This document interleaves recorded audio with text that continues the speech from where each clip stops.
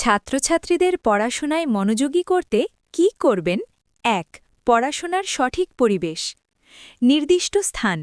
প্রতিদিন একই জায়গার বসে পড়ার অভ্যেস গড়ে তুলুন, যা মস্তিষ্ককে পড়ার জন্য দ্রুত প্রস্তুত হতে সাহায্য করে।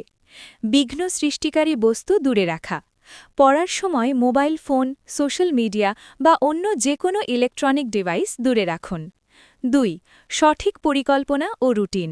বাস্তবসম্মত। সারাদিন কতটুকু পড়বেন তার একটি নির্দিষ্ট লক্ষ্য সেট করুন। রুটিন মেনে চলা। একটি পড়ার রুটিন তৈরি করুন, যেখানে কঠিন ও সহজ বিষয়গুলোর মধ্যে সামঞ্জস্য থাকবে। বিরতি নিয়ে পড়া। একটানা না পড়ে প্রতি ২৫ বা ৫০ মিনিট পরপর ৫ থেকে ১০ মিনিটের ছোট বিরতি দিন। ৩. পড়ার কৌশল পরিবর্তন। লিখে পড়া। শুধু রিডিং না পড়ে গুরুত্বপূর্ণ পয়েন্টগুলো লিখে পড়ার অভ্যেস করুন। উদাহরণ দিয়ে বোঝা।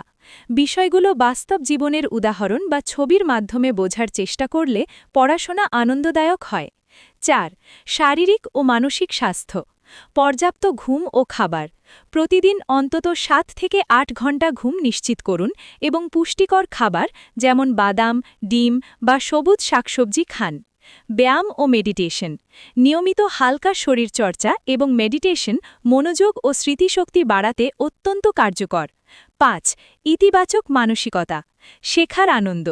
পরীক্ষার ফলের চেয়ে নতুন কিছু শেখার আগ্রহ নিয়ে পড়তে বসুন। নিজেকে পুরস্কার দেওয়া। একটি টার্গেট শেষ করার পর নিজেকে ছোট কোনো উপহার দেওয়া।